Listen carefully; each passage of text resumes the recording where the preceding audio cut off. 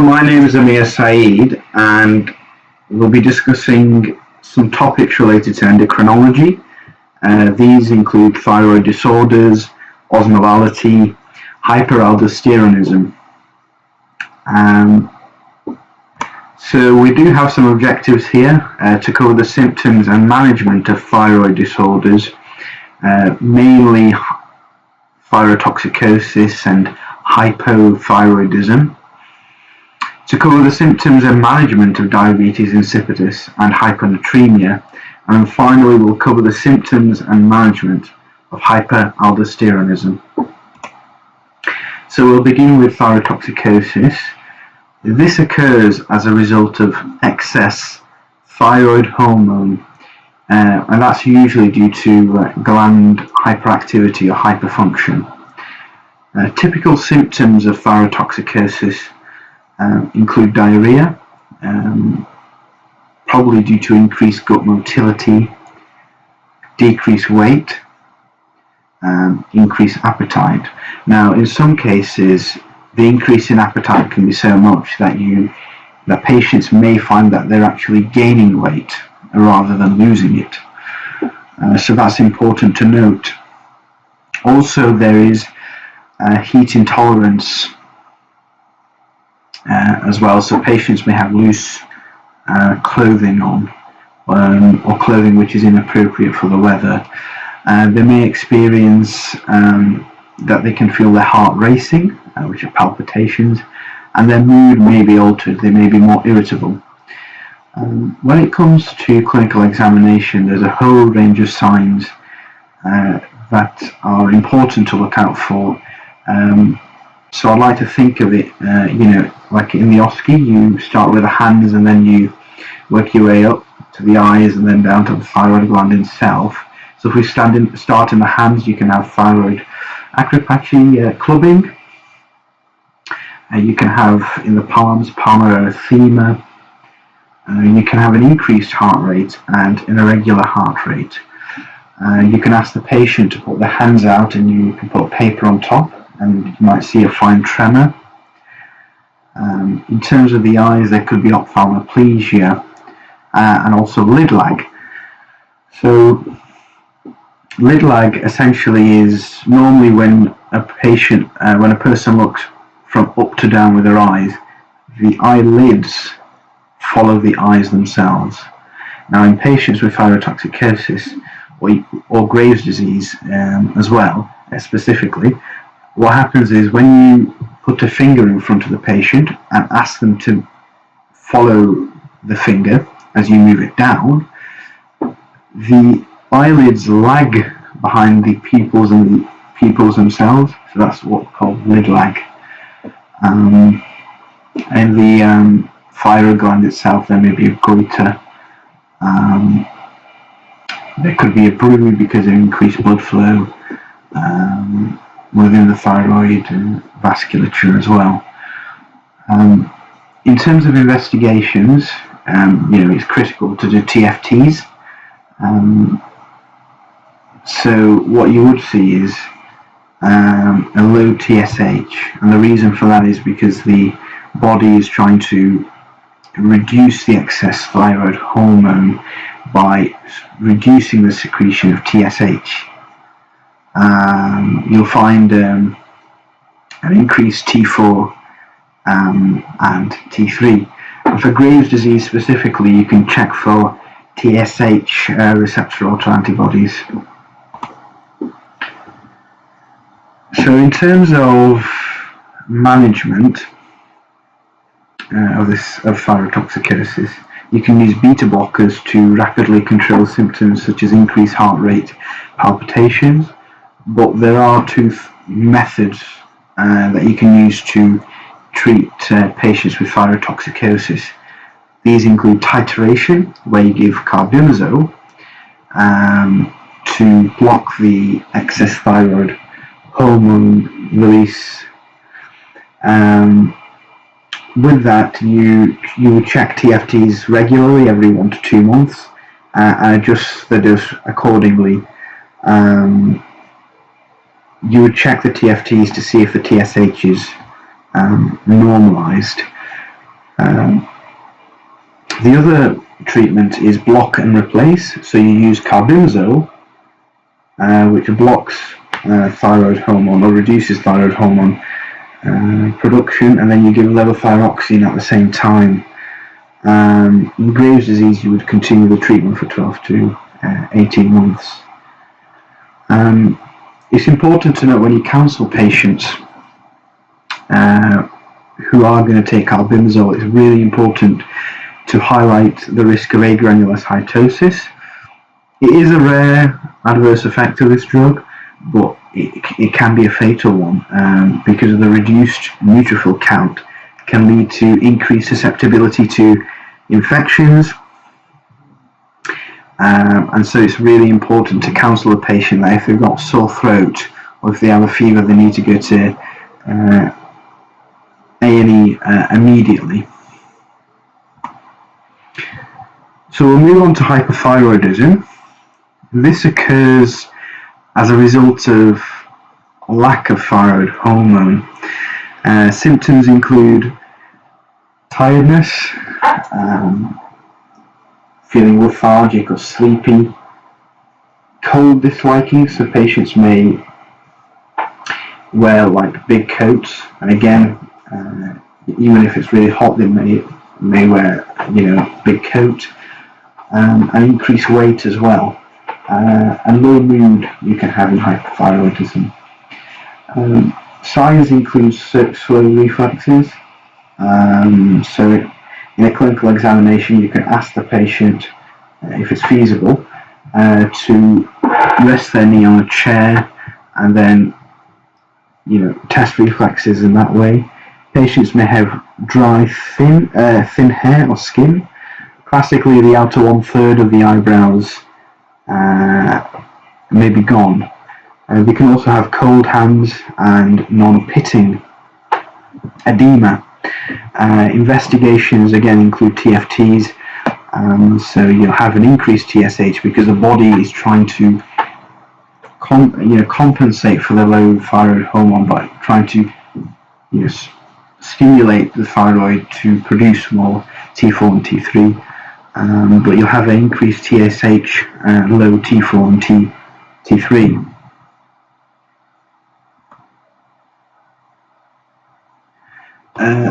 The main treatment is levothyroxine.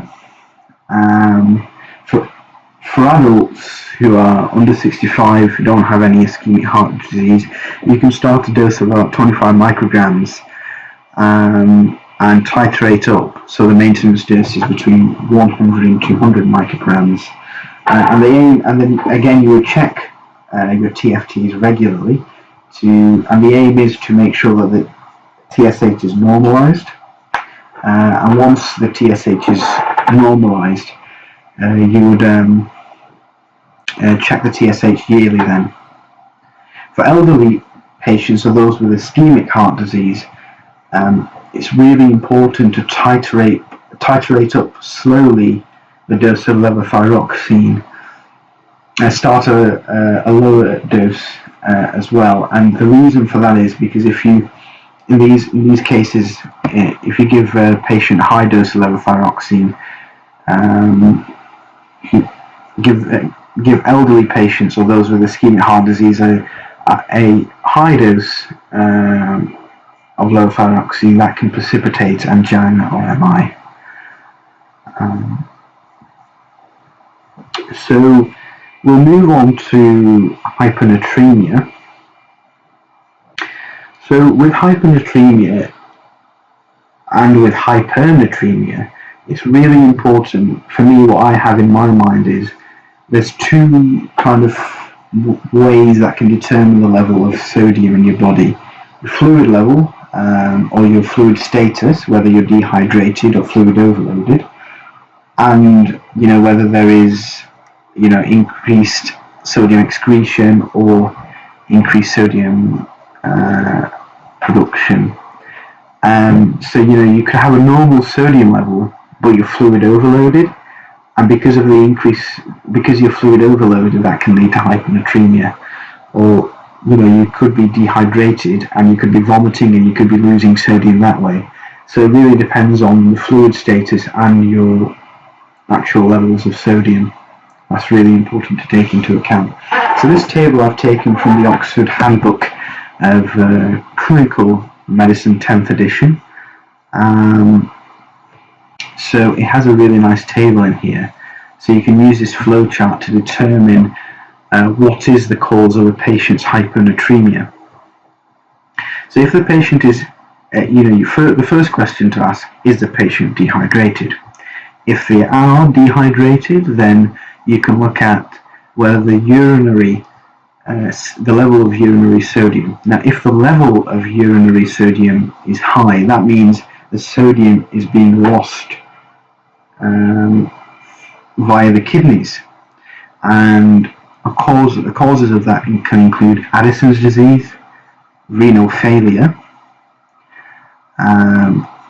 too much diuretic use as well. Now, if the level of urinary sodium is not greater than 20 millimoles per litre, sodium could be lost in other ways. It's not being lost via the kidney, because the main job of the kidney is to produce urine. So it's not being lost that way. It could be lost through other sources, and that can include diarrhea, vomiting. Vomiting is very key. You can lose electrolytes through, lots of vomiting. Fistulae, burns as well. You can lose electrolyte and fluids through there. Small bowel obstruction as well, and trauma. Now, if the patient is not dehydrated, you have to ask the question: is the patient edematous? Now, if they are edematous, then they could. The cause of the hyponatremia is because they're fluid overloaded, and conditions which can cause you to be fluid overloaded, nephrotic syndrome, cardiac failure, liver cirrhosis, and renal failure. However, if the patient is not dehydrated, they're not edematous, you can measure the urine osmolality. If the urine osmolality is increased, is greater than 100 millimoles per kilogram, then it's likely that the hyponatremia is due to the syndrome of inappropriate ADH secretion. If the urine osmolality is less than 100 millimoles per kilogram, the reason for that hyponatremia could be due to hypothyroidism or glucocorticoid insufficiency. So in terms of the management of hyponatremia, the reason why people are worried about hyponatremia is because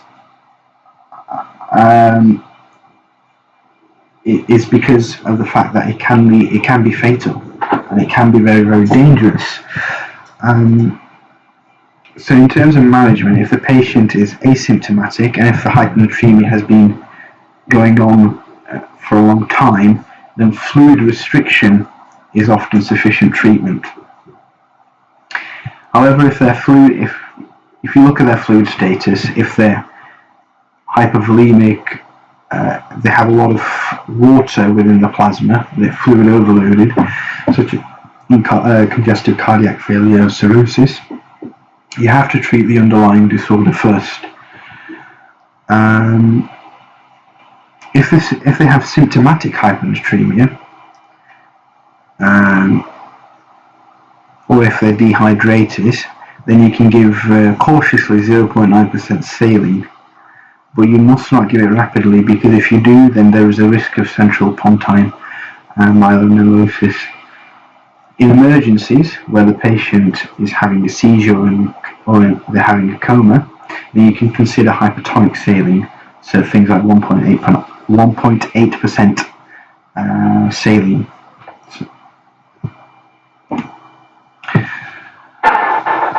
So we'll move on to diabetes insipidus.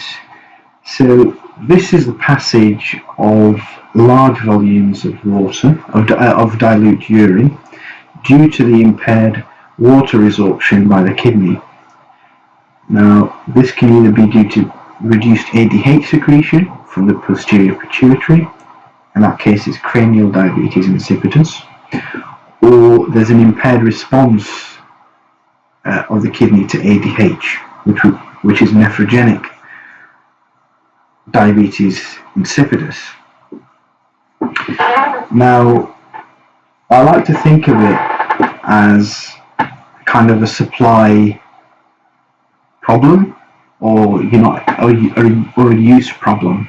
So in cranial diabetes insipidus, the body is not able to produce enough ADH, whereas in nephrogenic diabetes insipidus, there's enough ADH being secreted by the posterior pituitary, but the kidneys are not able to use it. Now, if there is reduced ADH secretion, that means less water is being reabsorbed by the kidney, and so more water is being excreted, so more dilute urine is being produced.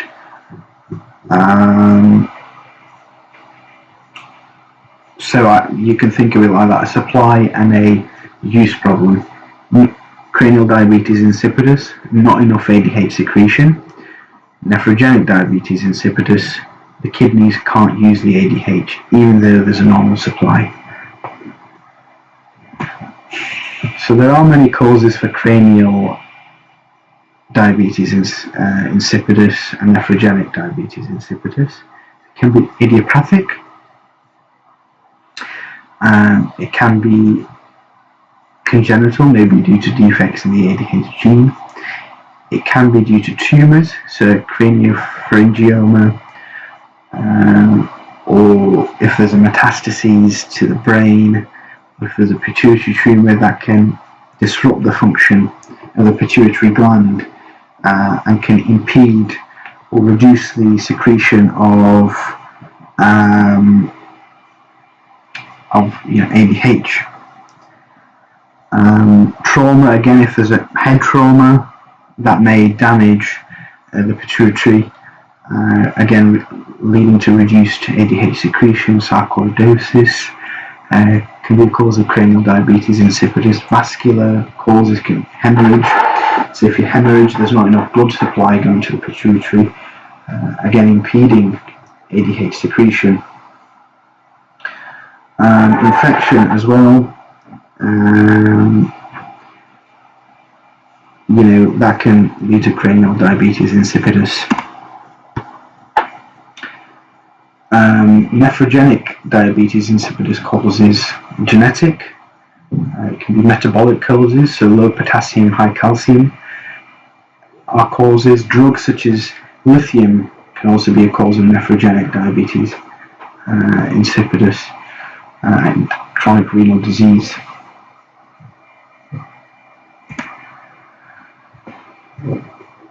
So the main symptoms of diabetes insipidus are extreme polyuria and polydipsia. Those are the main symptoms.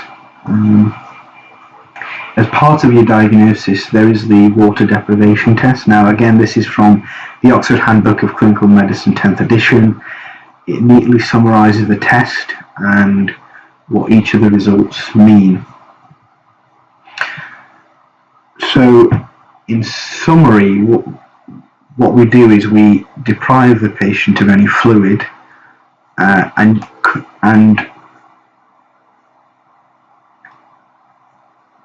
but they can have dry food, and we measure their weight regularly, their urine and serum osmolality regularly as well.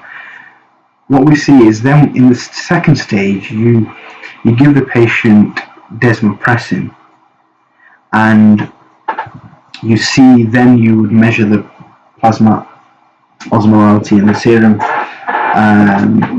urine osmolality again. So first stage, you empty the bladder, and then no drinks and no dry food, and then the second stage you would give desmopressin, which is an ADH analog, and then measure urine osmolality hourly for the next 4 hours. And you're looking at what happens to the urine osmolality when you give desmopressin. So normally, this plasma osmolality and urine osmolality, there's a 2-to-1 ratio. So if the urine osmolality is greater than 600 in stage 1 and the urine to plasma osmolality ratio is greater than 2, that's normal, there is no diabetes insipidus. You can have cases where you have primary polydipsia, where the urine, the urine is concentrated. There is very little dilute urine, but the osmolality is less. It's between 400 and 600. Patients again have polyuria, polydipsia. The cause isn't understood, but there could be psychiatric causes such as schizophrenia. Sorry, not called. There could be associations such as schizophrenia or even mania as well, manic episodes. With cranial diabetes insipidus, what happens is when you give the desmopressin, the body, then the urine osmolality increases because you've given the desmopressin. However, if after the desmopressin, the urine osmolality does not increase, there is no change in urine osmolality, that's nephrogenic diabetes. So in the second stage, if there is an increase in urine osmolality to greater than 600, that is suggestive of cranial diabetes insipidus. And in nephrogenic diabetes insipidus, there's no change with desmopressin. So with cranial diabetes insipidus, you can give desmopressin, which is a synthetic analog of ADH. And in nephrogenic diabetes insipidus, it's important to treat the cause. You can use benzoflumethiazide, and NSAIDs are useful as well. And the reason for that is because prostaglandins can inhibit the action of ADH on the kidney. So if you give NSAIDs block production of prostaglandins and hopefully improve the action of ADH.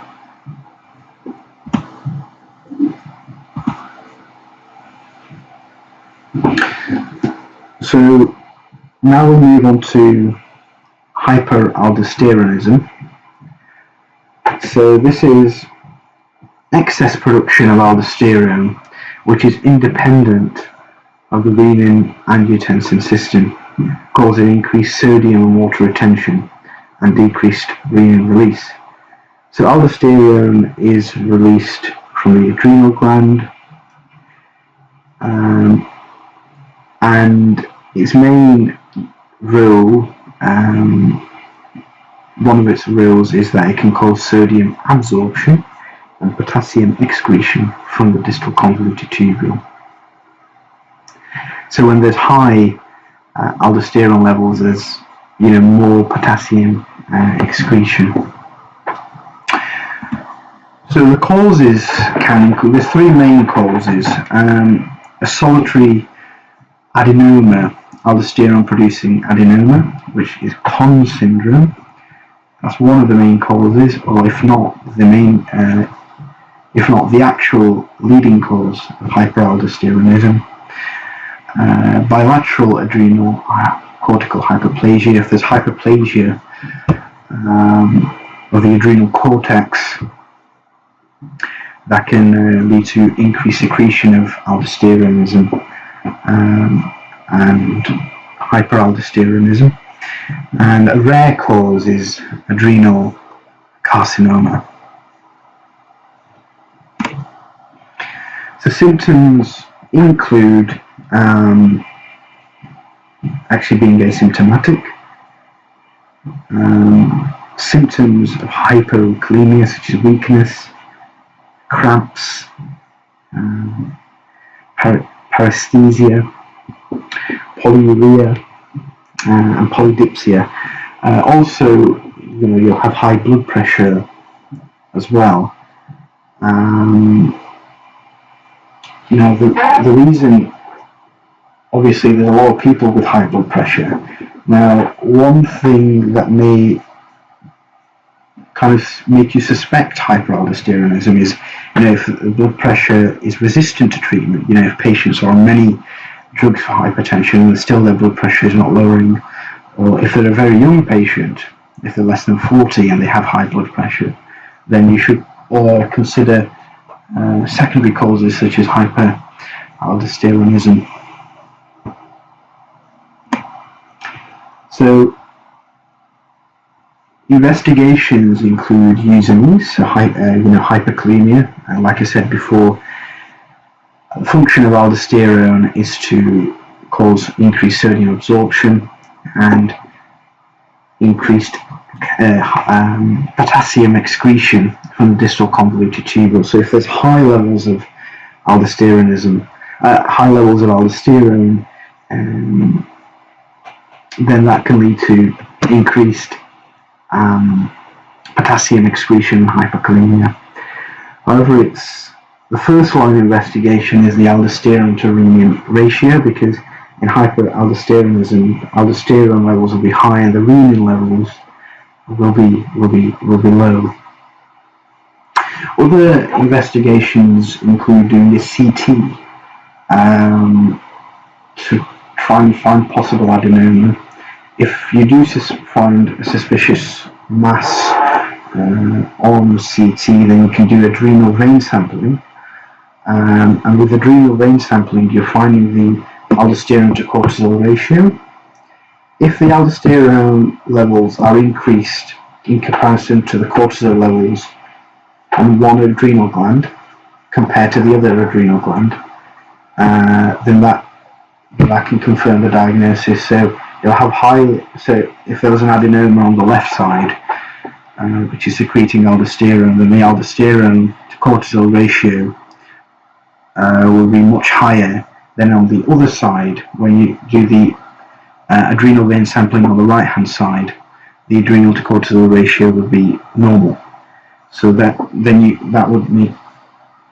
confirms the diagnosis that on the left side there's an adrenal adenoma secreting aldosterone. And in terms of treatment, so if the cause is Conn syndrome, you can use laparoscopic adrenalectomy. Before the surgery, you can give spironolactone, which is an aldosterone antagonist. Remember, the main thing with spironolactone, it can cause gynecomastia, so that's important to be aware of. And usually you give spironolactone for 4 weeks to control blood pressure and potassium levels. If the cause is hyperplasia, you can treat it with drugs, such as spironolactone or amiloride. And if it's adrenal carcinoma, then surgery is the main option, and you can give post-operatively mitotane.